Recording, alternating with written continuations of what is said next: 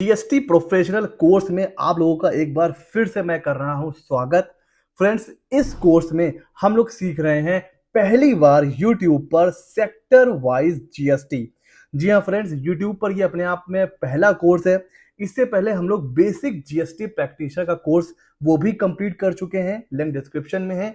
इस कोर्स में GST professional course में हम लोग सेक्टर वाइज जीएसटी कवर कर रहे हैं। अभी तक हमने रियल एस्टेट सेक्टर कवर कर लिया है, फूड सेक्टर कवर कर लिया है और आज आज हम इस वीडियो में एक और बहुत बड़े सेक्टर को कवर करने वाले हैं। हमारा मोटिव हमेशा से रहता है learn more and earn more. जितना ज्यादा आप सीखोगे उतना ज्यादा आगे चल के हम लोग पैसे कमाएंगे। जी हाँ फ्रेंड्स, जितनी ज्यादा नॉलेज होगी उतना ही ज्यादा हम अर्न कर सकते हैं। इसी एक मोटिव के साथ शुरू करते हैं आज का ये लेक्चर। और आज के इस लेक्चर में हम देखने वाले हैं GST on pharmaceutical sector in India. Pharma industry India की सबसे बड़ी और सबसे ज्यादा, आप कह सकते हो पिछले 5 to 10 ईयर्स में जिस इंडस्ट्री ने सबसे ज्यादा ग्रो किया है वो है फार्मा सेक्टर। जी हाँ फ्रेंड्स, और इसमें जो सबसे बड़ा रोल प्ले किया है कोविड ने।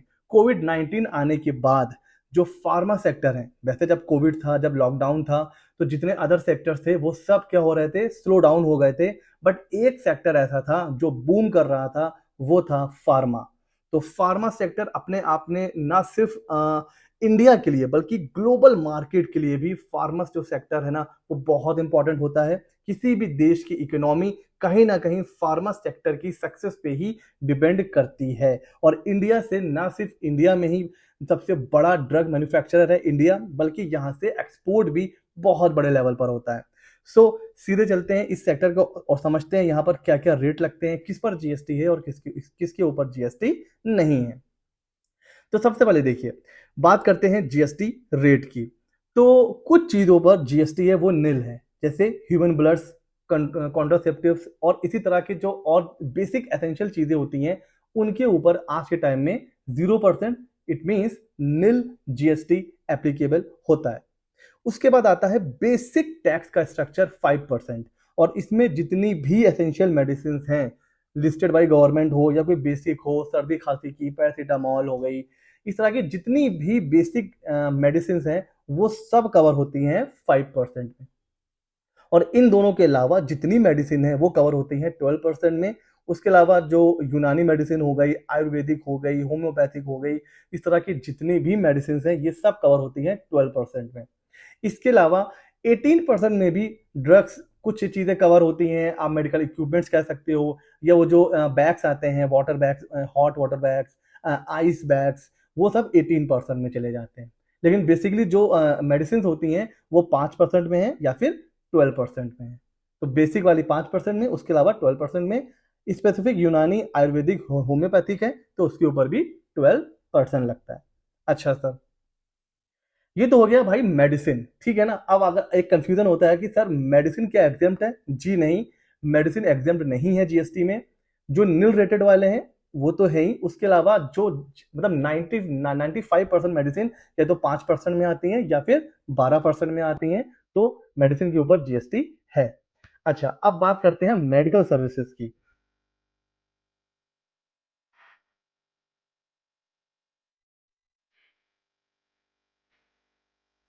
तो एक बेसिक रूल समझ लीजिए, जो मेडिकल सर्विसेज है ना, बेसिक मेडिकल सर्विस, वो जनरली एग्जेम्प्ट हैं जीएसटी से। उसके ऊपर जीएसटी नहीं लगता है। जैसे हेल्थ केयर की सर्विस हो गई, आप किसी डायग्नोसिस के पास जाते हैं, कोई ट्रीटमेंट करवा रहे हैं, कोई इलनेस है, एक्सीडेंट हो गया है, कोई प्रेगनेंसी है, एबनॉर्मेलिटी है, किसी तरीके की एक्सीडेंट हो गया, कुछ भी है, हेल्थ केयर सर्विस एग्जेम्प्ट है। उससे रिलेटेड कई बार हम जब किसी चीज को डायग्नोस कर रहे होते हैं तो बहुत से हमें टेस्ट भी करने होते हैं, ब्लड टेस्ट, एक्सरे, एमआरआई, है ना, सिटी स्कैन, ये सारी चीजें भी एग्जेम्प्ट है। तो हेल्थ केयर सर्विस और उससे रिलेटेड जितने भी ब्लड टेस्ट, एक्सरे, एमआरआई, ये भी एग्जेम्प्ट होते हैं।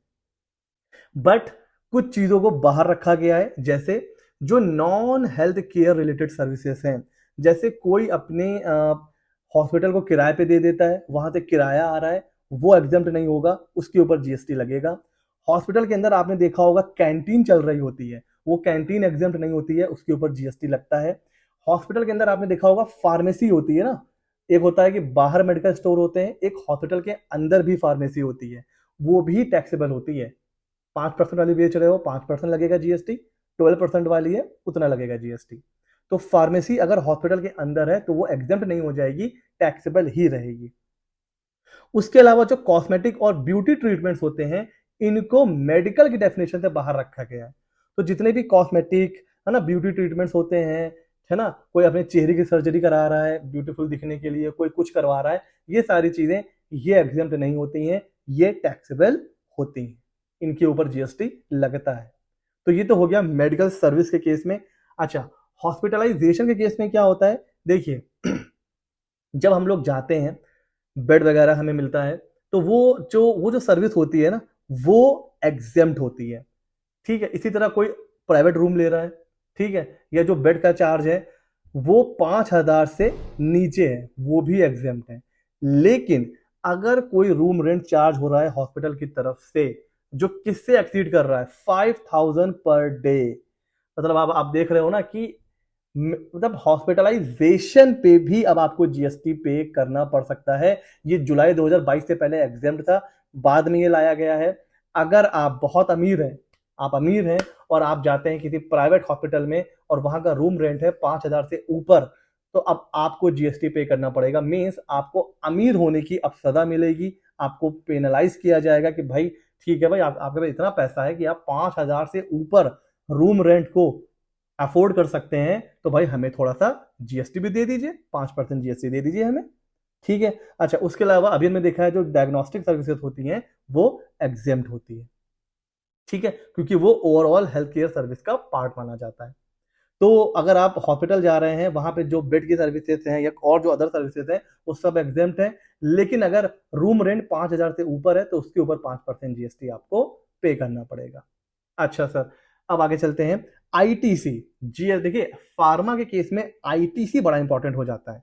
क्यों सर, क्या इसके लिए कोई अलग से रूल है? नहीं, आईटीसी का फार्मा सेक्टर में कोई अलग से रूल नहीं है, जो बाकी बिजनेस पर है वही फार्मा के ऊपर भी है। लेकिन क्यों इंपॉर्टेंट है आईटीसी, वो अभी हम आगे चल के डिस्कस करेंगे। यहां पर जो आपको इनपुट मिलने वाला है, किन किन चीजों का मिलेगा, कोई भी इनपुट आप पीछे से परचेज करके ला रहे हो उसके ऊपर जीएसटी पे कर रहे हो, आपको मिल जाएगा। अच्छा देखिए, फार्मा सेक्टर में ना लोग दो तरह से काम करते हैं। एक तो आपका होलसेल बिजनेस होता है, आप पीछे से मेडिसिन परचेज कर रहे हो और आगे सेल कर रहे हो, एक तो एक ये काम होता है। दूसरा लोग क्या करते हैं, थर्ड पार्टी मैन्युफैक्चरिंग करवाते हैं।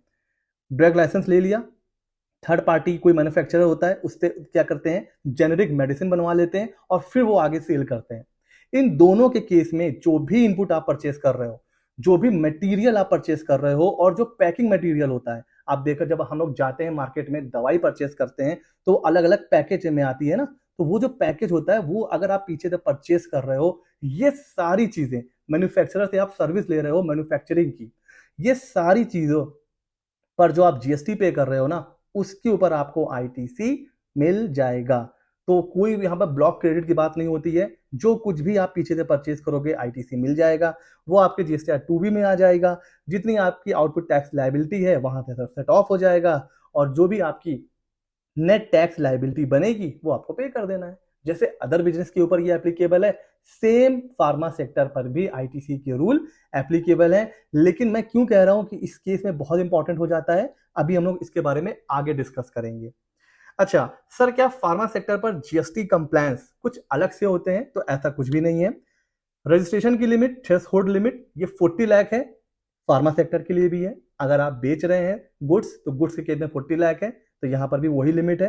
हाँ, अगर कोई नॉर्दर्न ईस्टर्न स्टेट है तो वहां पर कहीं 20 लाख है, कहीं 10 लाख है, but most of the states में क्या लिमिट है, 40 lakh. Returns, same returns pharma sector के लिए भी एप्लीकेबल है, जीएसटीआर 1 और जीएसटीआर 3B। और अगर वो जो पर्सन है, अगर वो कॉम्पिटिशन में रजिस्टर्ड है तो CMP 08। That means pharma sector composition scheme के लिए जा सकते हैं, कोई भी यहाँ पर रेस्ट्रिक्शंस नहीं है। इनवॉइसिंग जैसे नॉर्मल होती है यहाँ भी करनी है, 5 करोड़ से ऊपर है ई इनवॉइसिंग, 50,000 एक्सीड कर रहा है ईबी बिल बनाना है, वो सारे रूल्स जैसे जनरल एप्लीकेबल होते हैं फार्मा सेक्टर के ऊपर भी एप्लीकेबल होते हैं।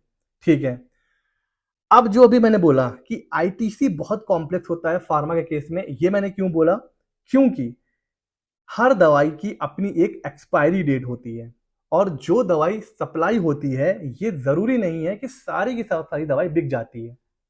आपने सेल कर दिया। कई बार क्या होता है, कोई ऐसी भी मेडिसिन होती है जिसकी एक्सपायरी डेट 1 महीने की होती है, उसको 1 महीने के अंदर कंज्यूम करना होता है। किसी की 6 महीना, किसी की 1 साल।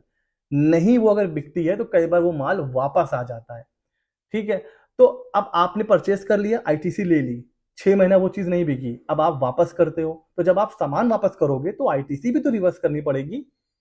तो और कई बार आप गुड्स भेजते हो, डैमेज हो गया, क्रेडिट नोट, डेबिट नोट, तो ये सारी चीजें जब आप कैलकुलेशन करते हो, ये जो प्रॉब्लम है ना, बाकी सेक्टर में भी आती है बट बहुत कम आती है। अब आप देखो ना, मान लीजिए कोई रेडीमेड गारमेंट्स का बिजनेस है, कपड़ों का है, कपड़ा आपने सप्लाई कर दिया, अब वो लौट के नहीं आएगा, कटा फटा है बात अलग है, वरना ऐसा ऐसा नहीं होता है कि कोई शर्ट एक्सपायर हो गई, जीन्स एक्सपायर हो गई, ऐसा नहीं होता है। फूड के केस में फूड के केस में क्या होता है, वहां पर भी जनरली लंबा टाइम पीरियड होता है, तब जाके वो माल एक्सपायर होता है, और वहां पर भी ना इतना फ्रीक्वेंटली सामान वापस नहीं आता है। एक्सपायर हो गया, आपकी जिम्मेदारी है, आपकी रिस्पॉन्सिबिलिटी है। फार्मा के केस में ऐसा बहुत बार होता है कि अगर कोई दवाई एक्सपायर हो जाती है, हल्की फुल्की डैमेज हो जाती है, बिकॉज इसमें क्या होता है, छोटे छोटे शीशी में या ऐसी पैकेजिंग होती है कई बार कि ऑन द वे ट्रांजिट में बहुत सी मेडिसिन जो होती है ना, वो खराब हो जाती हैं। ये फार्मा सेक्टर में बहुत होता है। तो इस केस में आपने तो भाई आगे यहाँ से बिल इशू कर दिया, उसने भी टू भी ले लिया, रास्ते में कुछ खराब हो गया, या फिर एक्सपायरी माल वापस करना हो गया, इन सब के केस में आईटीसी को रिवर्स करना पड़ता है। ध्यान रखना पड़ता है कौन सी आईटीसी लेनी है, कौन सी रिवर्स करनी पड़ती है, क्योंकि हर महीने आपको आईटीसी जो 2B में आ रही है वो क्लेम करना है, और कुछ ना कुछ एक्सपायरी हर मंथ होता है, तो आपको उसको क्या करना है, रिवर्स करना होता है जीएसटीआर 3B में। तो ये कैलकुलेशन कहीं ना कहीं आईटीसी का फार्मा सेक्टर के लिए बहुत इंपॉर्टेंट हो जाता है। लेकिन हाँ, जब आप करते रहते हो तो फिर वो सारी चीजें, क्योंकि फार्मा सेक्टर ज्यादातर जो होते हैं वो सॉफ्टवेयर बेस्ड होते हैं, तो सब सॉफ्टवेयर ऑटोमेटिक कैलकुलेट करता है, बट आपको एक बार चेक करना होता है। तो यह था pharma sector, GST rules on pharma sector in India. जो चीजें स्पेसिफिक थी वो डिस्कस कर लिया हमने। इसके अलावा भी अगर आपके माइंड में कोई क्वेश्चन है, कोई स्पेसिफिक केस है, तो आप उसको कमेंट सेक्शन में पूछिए, मैं उसको अगले वीडियो में कवर करूंगा उन सारे क्वेश्चंस को आंसर करने के लिए। एंड हाँ फ्रेंड्स, ये जो कोर्स है ये स्पेसिफिक मैंने डिजाइन किया हुआ है सिर्फ अपने सब्सक्राइबर्स के लिए, अपने दोस्तों के लिए, सेक्टर वाइज जीएसटी की कवरेज। तो ये मैं आप लोगों से रिक्वेस्ट करूंगा, इन वीडियोस को, इस कोर्स को और लोगों तक शेयर करिए, ताकि इससे ज्यादा से ज्यादा लोग बेनिफिट ले सकें और ज्यादा से ज्यादा लोगों की नॉलेज कुछ इंप्रूव हो सके। बिल्कुल फ्री ऑफ कॉस्ट कोर्स है, कुछ आपको फीस पे नहीं करनी है। सेक्टर वाइज जीएसटी की लर्निंग, पहली बार यूट्यूब पर ऐसा कोई कोर्स है। मैं बहुत टाइम से सोच रहा था क्यों ना कुछ ऐसी नॉलेज दी जाए कि अगर आपको किसी सेक्टर से रिलेटेड कोई भी चीज जाननी है, सीए मेथा 24 पर आइए, कोर्स में जाइए, उस सेक्टर को सर्च करिए और वो चीज आपके सामने। तो फ्रेंड्स, नए हैं सब्सक्राइब कर लिए। मिलते हैं अगले नॉलेजेबल वीडियो में।